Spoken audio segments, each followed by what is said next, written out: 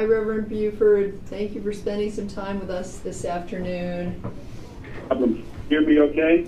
Yes, we can. Thank you. So what I'm going to ask you to do, if you're willing, is to first of all identify yourself and your talk about what you do, and then if you can, I don't know if you've had an opportunity to look at our H112, which is an acronym relating to the labeling of genetically engineered food. I did read it. Okay, if you wanted to comment on that, I would appreciate it. We are establishing a state interest in religion, and would like to hear from your standpoint how something like this might help or hinder, or whatever you're thinking. Okay. Okay, so just so that I'm clear on the flow of my conversation, I'll give you some introductory comments about myself, identifying who I am, what I'm about, then comment on H112 itself, and then specifically hone in on religious aspects or viewpoints regarding the issue. Yes. Okay. All right. My name is Reverend Daniel Buford. I'm a minister at the Allen Temple Baptist Church, which is located in Oakland, California. I'm an ordained minister. I've been a minister for 39 years. My job here at the Allen Temple Baptist Church is that I direct something called the Prophetic Justice Ministry, which is a social justice ministry, and I also direct a program called the Emerging Leaders Program through our Leadership Institute, and teach a couple of courses on community organizing in that capacity as the Emerging Leaders Director and so on. Now, also, with regard to this particular issue, we as a church, a congregation, we hosted the actress Judith Scott last year when she was going around, and Jeffrey Smith of the Institute for Responsible Technology, when they were going around talking about the food labeling issue, Proposition 37, that was on the California ballot last year, that actually got defeated. But they were going around telling people about the GMO issue, and Ms. Scott gave presentations at several churches that do food programs, such as Allen Temple. Mr. Scott gave a presentation at one such a congregation. So that all being said, I have read H112.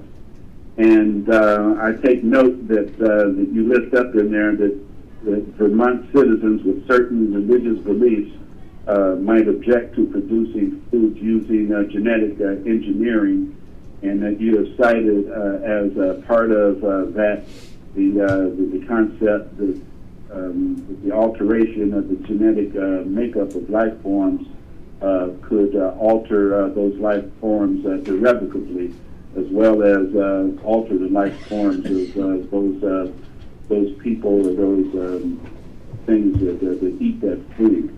Let me just say that reading your bill, I take note of the fact that you mentioned the religious issue on page 7, page 8, and page 9. And since you wrote the thing, you already know what lines you mentioned that in on. But I was taken by the number of times that the idea of religious exception or ethical exception or other exception was mentioned, and I would commend you all for respecting the religious beliefs of the people in your state.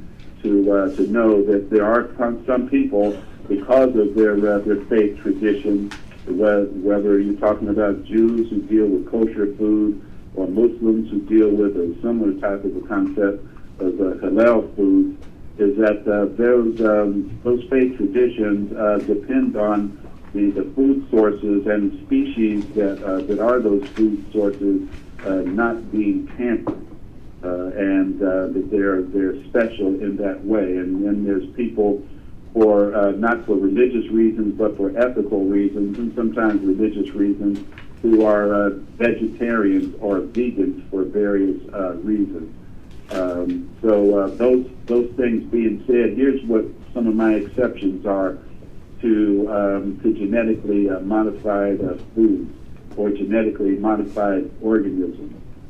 I just want to cite several things that I know that are going on in the news right now that you could certainly look at, because these are fresh news stories. I take note of the fact that right now the food labeling issue is a big issue throughout Europe, particularly in England and Ireland, because horse DNA, and Italy, because horse DNA has been detected in food labeled as beef in the United Kingdom and all over Europe. I take note of the fact that in China, that they have banned antibiotics from Kentucky Fried Chicken outlets and young corporations because of the presence of those antibiotics.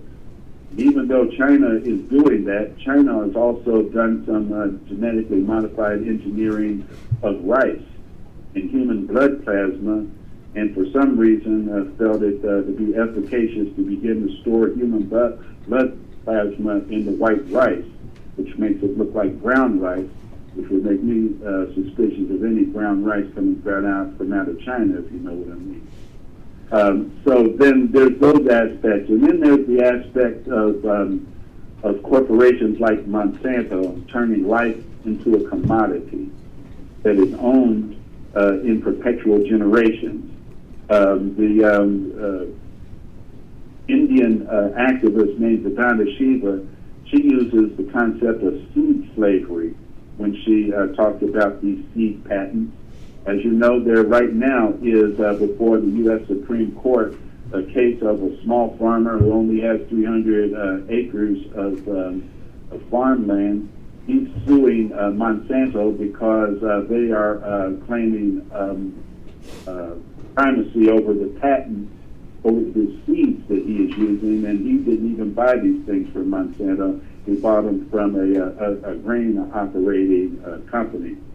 So then, to me, I think that the whole thing about GMOs is, first of all, it's an unknown and it's an untried thing. When you talk about genetically altering a life form that is going to be eaten, we don't know how far that process of mutation goes.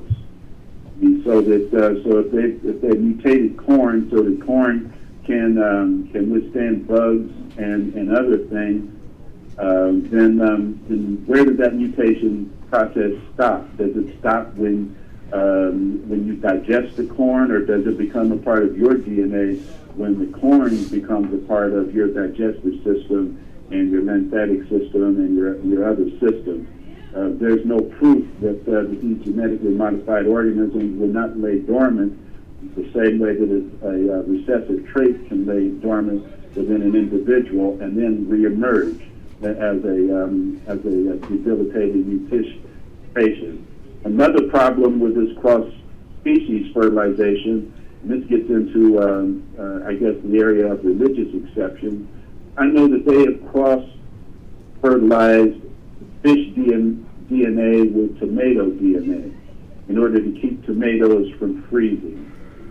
And for some reason, they've mixed the DNA of the cow and the hog together. And as I was saying before about the Jews and the Muslims, just think about the idea of people thinking that they're eating something that is kosher or halal, but then now they've eaten some genetically modified food that might be technically legally be called a cow, but actually has pig or hog or swine DNA in it. Now, just looking at the Bible, when God made everything, as our belief in the book of Genesis, in those first few chapters, and he made the seeds and the fruit-bearing seeds and the seed carrying its own kind, God said that was good. And I think that that's good enough for me. And I don't see how anybody can patent life that was ordained by God. I just I just have problems with wrapping my head around that. Now, with respect to a genetically modified organism and how that would relate to something in the Bible, this might seem far-fetched, but actually, as I was meditating on this, I took note of the fact that there's at least two places where there are entities that one might call a genetically modified organism, loosely speaking. And that is one in the book of Daniel, when he envisions these beasts that are cross-species mixed, a bear with a lion, a leopard with an eagle. Those animals are seen as abominations. And then in the book of Revelation, John sees similar type of beasts. And those beasts are also abominations too, the mixing of these species. So then I'll just say, as I kind of like look in my notes here, that part of the problem with this is that they are looking at, they being Monsanto and other companies, they are only looking at proximate ends, the proximate end of profit, the proximate end of production, proximate end of controlling their product and for controlling profit. They are not looking at the ultimate result of genetic evolution. They're not looking at what happens when a genetically altered salmon breaks out of its spawning grounds that are in a farm and mixes with other salmon that are natural salmon, God-made salmon, if you will. And what happens when these salmon that are programmed to be neutered after a generation or so begin to mix with the salmon that have been for perpetual generations? Same way with corn and canola. Once these things blow into another farmer's field, that farmer has no way of controlling the genetic pollution, the seed pollution, if you will, of when these things cross-pollinate with his plant, and then begins to have an impact on his crop yield in the future. So then I think that there needs to be, in conclusion, I think there needs to be truth in labeling. I think there needs to particularly be truth in labeling where food is concerned. That the patenting of life, in my opinion, is inherently unethical, and that when you consider that 94% of the U.S. soybean crop acreage is GMO, and 88% of corn is GMO, and 95% of sugar beet acreage is GMO, and 70 to 80% of processed foods are GMO, and many people live in areas where they live in food deserts where they don't have access to the fresh fruits and groceries, so they have to go to little corner stores to sell these processed foods. I think that this is a health and human rights issue. So then I think that the state's interest in preventing deception of consumers and the consumer's right to information to make informed decisions, those should be paramount here. I believe that the state should regulate the sale of food in the interest of the consumers when such regulation doesn't conflict with federal laws. And then that there's, for multiple personal, health, religious, economic, and ethical reasons, I think that the GMOs should not only be labeled, but ultimately phased out of the food supply. Okay, thank you, Reverend Buford. Would you be willing to answer questions from my committee? Sure, as long as they're not too hard. And I'm just going to ask, just so you know, I'm going to ask my committee to say their names before they ask you the question, so you know who you're speaking to. Any questions for Reverend Buford? John. I'm John Bartholomew, and we heard some testimony before that said that the Christian denominations don't really have any dietary restrictions, unlike Judaism. Does that sound right to you? Are there any biblical aspects of Christianity where eating these products would go against the faith, go against Christianity?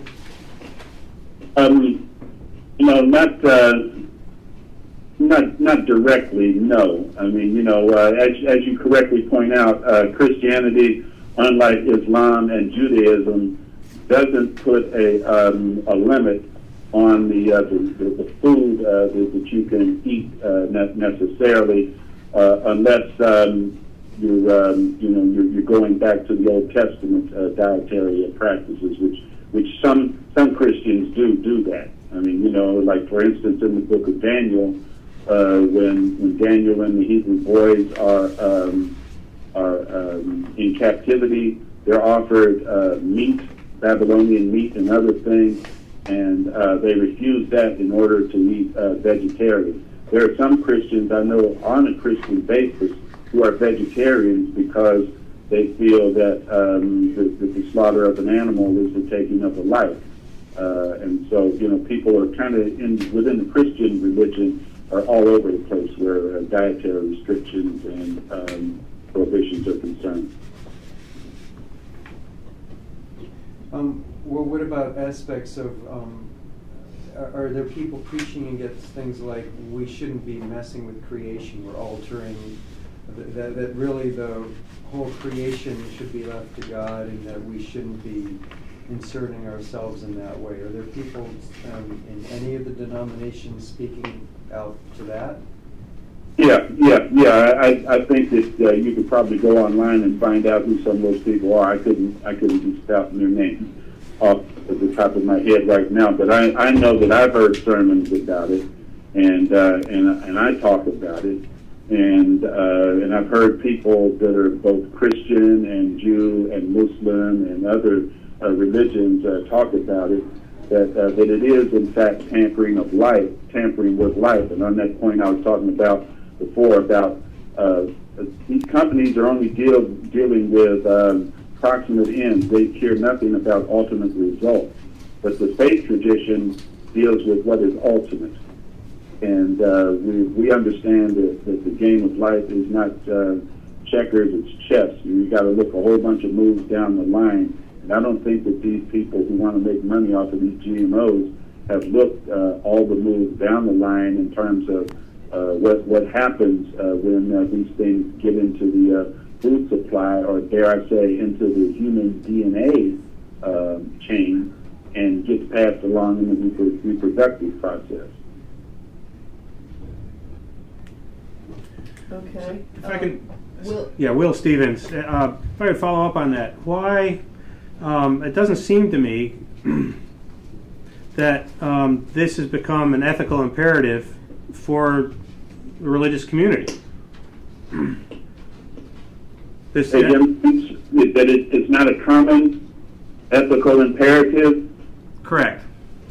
I would say that's definitely a fair statement, but I would say that the war and peace are also not common religious ethical imperatives either, even though you have people from all of the religions either on the side of peace or on the side of war. This is one of those things that most people in religious organizations, frankly, don't have a lot of information about. I mean, both from the standpoint of the schools of religion and theology, as well as those who have gone on from those places to be in a professional situation. But, I think I have to take note of the fact that this whole thing about GMOs really didn't get introduced in a real big way into the human food supply until the 1990s. And most people now, even in the religious community, we have a church of over 5,000 members. When we presented this whole thing about GMOs and food labeling last year, frankly, most people had never heard of it. So I think that the lack of a common ethical imperative amongst the religious groups is owing to the fact that there's not a widespread discussion in the general population that these people could participate in watching how that debate goes. So from your perspective, how would labeling affect, say, those in your congregation? Well, it would affect people in our congregation a number of ways. First of all, people would know whether or not they're eating a food that is the real food, or they're eating something that is doesn't have the same type of nutritional value. And so that there's that. Also, there's evidence that is been provided by groups like the Institute for Responsible Technology about the dangers of eating these different foods. So, for instance, like I said, we live in a food desert here. We have, in the African American community, I'm African American, we have a real big problem here with obesity and with diabetes. And many of these GMO foods trigger these particular physical conditions in a negative way. So that's a problem, public health problem that we have right now in the African American community, as well as the Native American and Latino community. And so we're trying to keep people alive, not have them eating things that are going to kill them eventually. So, and I really don't want to put words in your mouth, but I just want to understand. Could this be a tool that would help members of the congregation align their beliefs with their consumption or their kind of everyday routine? I think so, because I mean, we see right now that there's all kinds of labels on things, so that you see a label on something. This product has been made on machinery that uses peanuts. If you got a peanut allergy, that means a lot to you. I don't have a peanut allergy, so I'm cool with that. But if eating peanuts is going to make me blow up and have a rash or make me have palpitations, I need to know that. And then also, just on the ethical level of, like I said, truth in labeling. Whatever is on the label, it should be truly that, not something else, not most of one thing and something else that really isn't even of the same species. And that's the other thing too. See, this thing about mixing cow and hog and fish and tomato and blood and rice. I mean, come on, man. I mean, what's right about that? Agreed. Thank you, Reverend. Other questions for Reverend Buford? All right. Would you eat brown rice from China based on what I just said? Yeah. What about brown rice with some meatballs from IKEA? You Sounds would like want dinner. to know that you're eating something that's got some human blood plasma in it, and that the beef meatballs has got more horse DNA than anything else. I mean, you'd want to know. Right. At least I would. Yes. Yeah. Any other questions for Reverend Buford? Reverend Buford, we really thank you for taking time with us this afternoon. Thank you so much. Thank you. Can I ask you all a few questions? Sure. As long as they're not too hard. Okay. Well, I won't ask many hard questions. You were kind to me, I think. So I'll be kind to you, I think. Okay. So, what do you? This is testimony. So, what do you do with this? What I just told you now? Well, we keep a record of it. It's there'll be a CD that has your recorded testimony on it, and we'll use it in our deliberations. Would I be able to get a copy of it? Sure. What you need to do is contact our wonderful assistant, Linda Lehman, and okay. She will send you a copy of it. Okay. Okay. Yeah, you want a copy of the CD, right? Yes. Yes. Yes. Okay. Yep. Yeah, and let me also just say this isn't a question; it's a statement.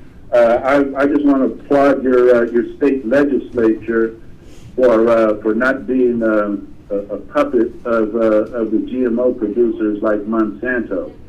That you are caring about what happens with the people in your state.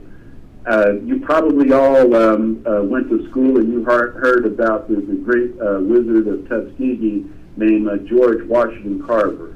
Mm-hmm.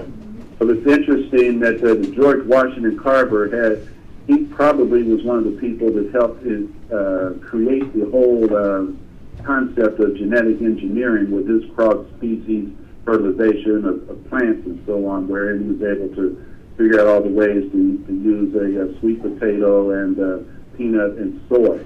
But if you look at the writings of George Carver, if you were able to look at that, he based his viewpoint on a love of nature and a love of God.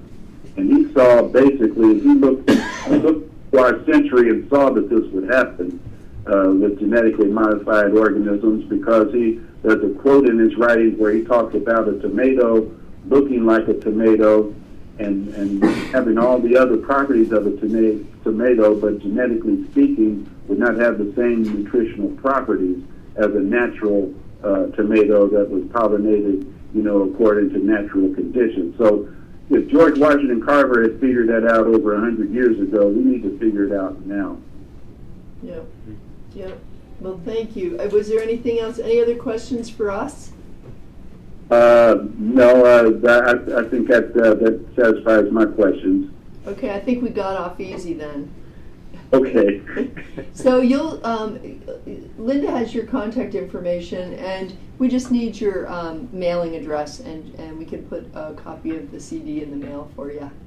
Okay, sure. The mailing address here is 8501 International Boulevard, and that's Oakland, California. Zip code is 94621. Okay, great. Linda's noted it, and she'll get that in the mail for you. Thank you, and I hope you can get this stuff labeled, because we failed, but the reason why we failed is that Monsanto had put millions upon millions of dollars into the thing. They even bought off the NAACP, which tricked a lot of people into supporting this thing. And frankly, the people who wanted the food to be labeled, they got started too late with their campaign, and they didn't spend as much money. But if they had started just a little bit earlier, they would have defeated the Monsanto faction, even with all the millions of dollars that they spent. So I'm glad you all are being proactive in this way in your state. Okay. Well, thank you so much for spending some time with us. Thank you, and have a good day, and good luck with that. God bless you. Take good care. Bye-bye. Bye-bye.